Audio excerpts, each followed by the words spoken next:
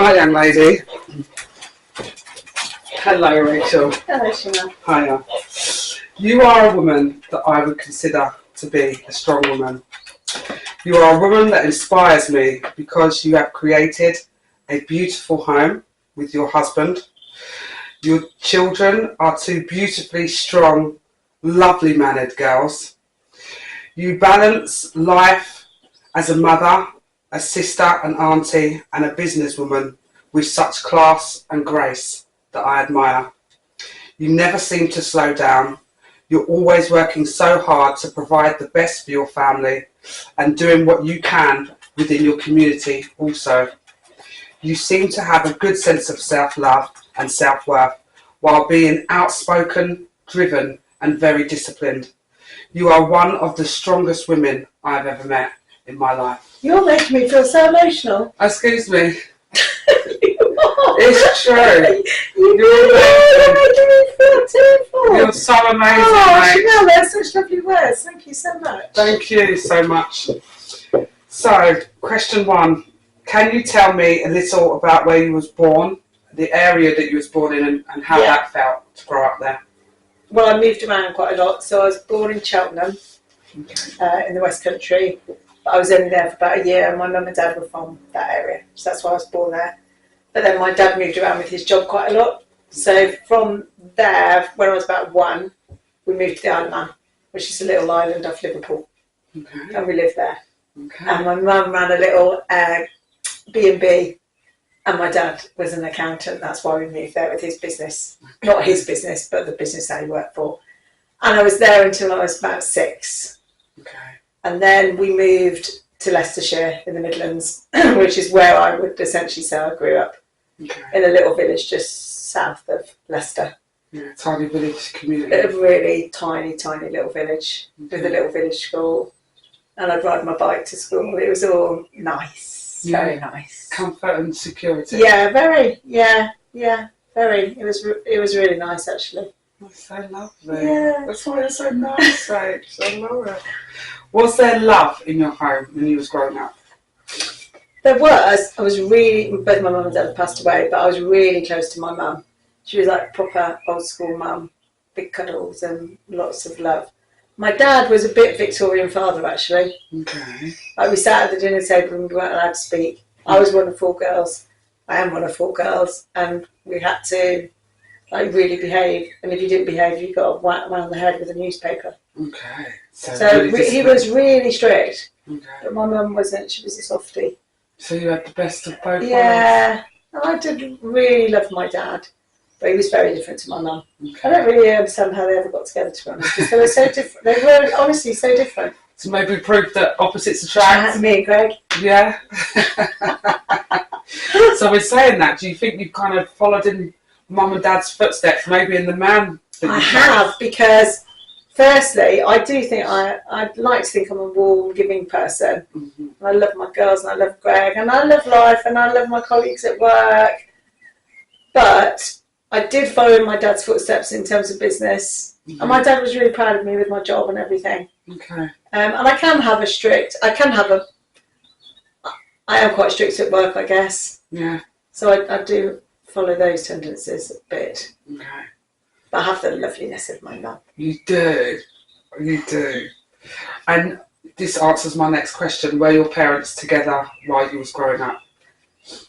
They were together, but it was quite... It wasn't volatile as such, but my dad did have affairs, which was not nice for my poor mum. Okay. And it was when I was growing... No, was I growing up? No, I was probably about 14, 15. And my mum, although she stayed with him, was never ever the same, she said. Never the same. After finding out that he had affairs? Okay. How could you? That trust is broken, isn't it? Yeah. So they were together. And as they got older, they probably came together a bit more.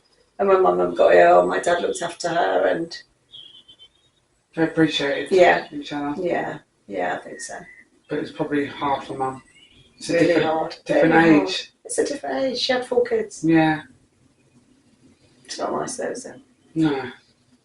But I could imagine in meeting you how strong your mum must have been. Oh, she How was. strong she was. Oh, she was.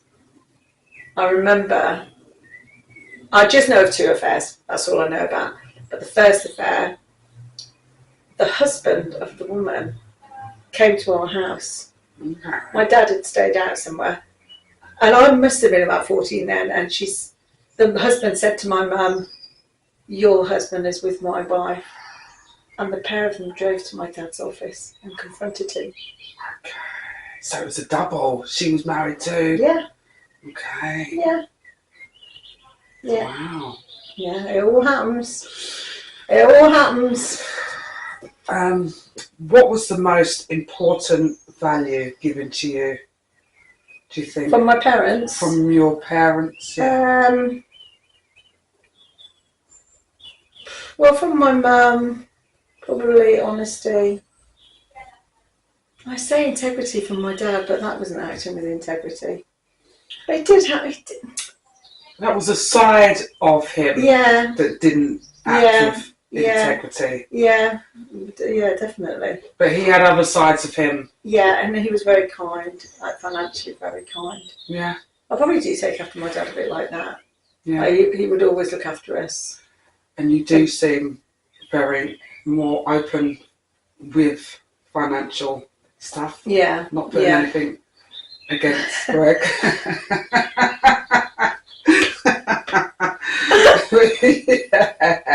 Greg isn't money driven. I'm not actually money driven. Yeah. But I actually, that is the wrong thing to say. He's not motivated by work.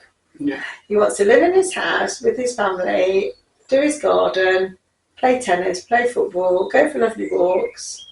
He's just not driven by work at all. At all. No, he just needs money to survive. Yeah.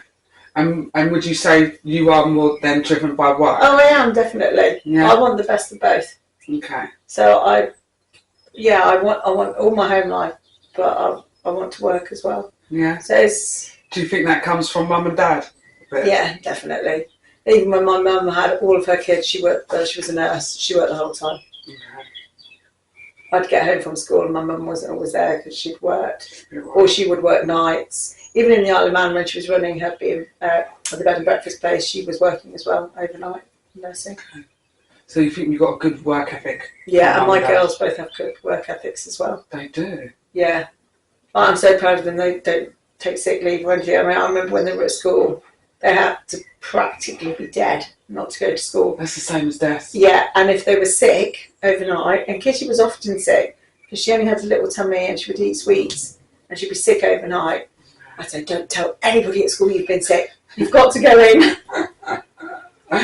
And she'd go in. And she'd go in. She wouldn't say anything to anybody. My daughter's a lot like that. I've had to go and get her once, 20 minutes after she got to work, after telling her don't go, but she had to shut up. That's good though. That's really good. Yeah, Des does not have hardly any days off. You've got to be really robust in this world. Yeah. Don't be having sick days. Yeah. You're a boss. You're a boss, lady. What event had a big impact in your life? Probably having children. Yeah. Because I never really wanted children. Okay. Because I was doing my work and Greg did want children. And I was probably, how old was I when I had Molly? 35. And suddenly about 34. I'm not kidding. I woke up in bed and I went, I want a baby, Greg. It was a real light bulb moment, honestly. That's so lovely. Yeah, So when you was ready for it, it just was natural. Yeah. Yeah. And I love being a mum. And that's smart though. And you are such a wonderful mum. I think the girls are so lucky. Yeah, I love being a mum and I can't wait to be a grandma if the time happens, if it happens, when it happens. And it will. Yeah. And can I ask then, do you have siblings and do you feel like you had a good support network at home? I do have siblings, so I'm the youngest of 4 girls, but there's 4 years in between all of us. So my eldest sister was 12 years older than me and we're best buddies. But when I was growing up, when we left the Isle of Man, she stayed in the Isle of Man because she would have been 18 and she was working in some hotel. Okay. So she wasn't really there. And then my sister Esther, she was working. So there's me, then there's Ruth, then there's Esther and Deb. So Ruth is the one that was really at home with me, and she was a very moody girl, and it was an okay relationship, but I think I've told you, she's the sister that doesn't really speak to us anymore since my parents passed away. Okay. So I didn't really have the support because there was Ruth who was moody, and the other two weren't really around because they were quite a bit older than me. Okay, so 4 girls. Yeah. And you didn't get as much support from them as it sounds like that you did off mum and dad. Yeah, it's just that the 2 older ones just weren't there because they were off working. They were older. Yeah, and they were older, and yeah, Ruth was quite a difficult. I think she had probably some mental health issues when I think about it now, but yeah, she was struggling a bit. Okay, were you sociably compliant in your youth? Yeah? Very. Yeah? Yeah, very. I can imagine. I wasn't a naughty girl. You loved to have a chat. Yeah, I wasn't a naughty girl. Okay. Yeah, I had lots of friends and I liked going out and stuff, but I wasn't doing non-compliant things. Okay. If you could time travel, what advice would you give your younger self? Gosh, if I could time travel. I suppose when I was a bit younger, when I was first starting to work, maybe I did get worried about what people thought. But now, I don't care what people think. I'm probably only in this world for another 25 years, so who cares?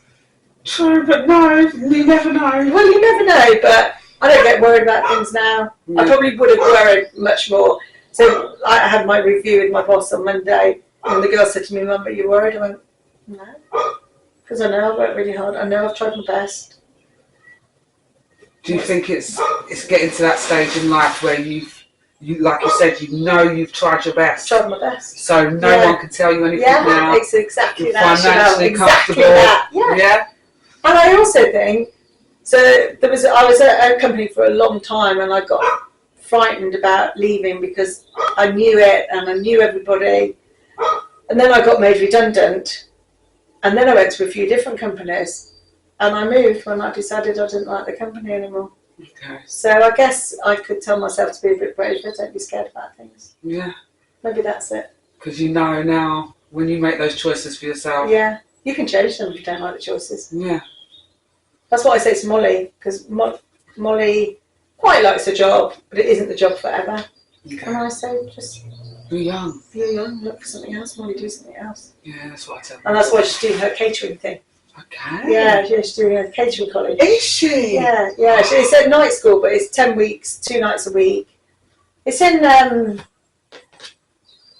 Shepherd's Bush or Hammersmith. Wow. Yeah. That's so she has amazing. to race from Brixton to wherever this place is in Shepherd's Bush or Hammersmith. That's where Mum lives. That's where I am. Yeah, so she rushes there. She has to get there for 6:15, I think, or 6:30. Wow. Yeah, so she feels she wants to go into catering. See, and she loves cooking. She loves cooking. And she's such a good cook. Yeah, the cakes are bad. Yeah. They're lovely. Yeah. I love that. I know, it's nice, isn't it? It so is.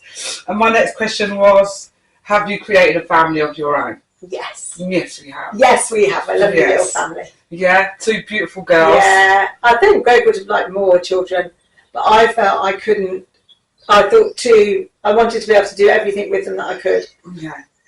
And I just felt if I had another, I just didn't know if I could, because I wanted to work, but I didn't want to miss a school assembly, and I want to be there for parents' evening, and I want to drop them at school, and I could just about manage that with 2, but I think 3 I might have struggled a bit, time-wise. Okay. So I felt it was... Just stop at 2. Stop at 2. Yeah, and I was getting on as well. I was 38 by the time Kitty came along. Yeah. And we have lovely Winnie. Running around. Outside. Lovely Winnie outside. She can do it. Okay, one thing you're really good at. Knitting. You are. Knitting. Crochet. Actually, I'm going to say 2 things. Cooking. Okay, that too, yeah. Yeah, I got 3 things. Home design. Really gorgeous. And home design, which is true. You designed this lovely room. Well, I just look in catalogues and order things, but no, I do think I'm good at knitting though. Okay. I do think I'm good at cooking. You are good at these things. Yeah. And you are good at room design. I love it. I love gorgeous, Winnie. One thing people misunderstand about you. They think that I'm a real extrovert, and I'm not. I'm actually an introvert. Okay. Yeah. So it's a bit of a persona, I think. Are you sure, Rach? No, I am. Are you sure you're not a bit of both? Well, I probably am a bit of both. No, I am a bit of both. I must be a bit of both. Yes. But I'm more of a... People don't recognise the being an introvert. Okay. Yeah, because you seem... I'd say that's because you seem so busy all the time. Yeah. So I couldn't imagine... I suppose I imagine you more outside of the home than doing nothing. Yeah. So... Like if you asked me to stand up and do a presentation to any, even like at a birthday party, I would absolutely hate that. Okay. I'll get all shone like and I don't like any of that public speaking. Okay. I don't know, Rich, I don't know. Did you have any idea of what you wanted to do when you was growing up? At one point I said I wanted to be a dentist, but I wasn't very good at science. Okay. And then, no, I didn't actually have any idea other than that. Okay. You just winged it. Well, I actually followed in my dad's sort of footsteps. Okay.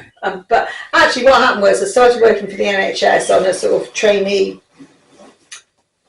job. And the man there, the boss there, said, "Oh, Rachel, you can have a day release at college." And I said, "What, can I do anything?" It didn't even have to be related to the job. He said, "Yeah, you can do anything." So I did this qualification that my dad had. Okay. Just because I knew I looked in the book, what could I do? And that course came up, so I thought, I'll do that one. Okay. And I just fell into it. But it's done you so well. Yeah. What was your first job then? My very first job when I was young, with like part-time Saturday job, was working on a market stall.